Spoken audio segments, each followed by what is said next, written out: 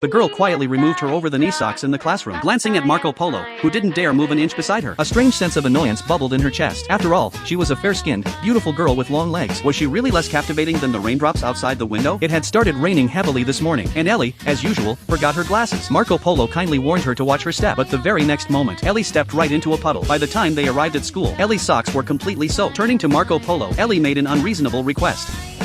小村くん、ちょっとあっち向いててくれる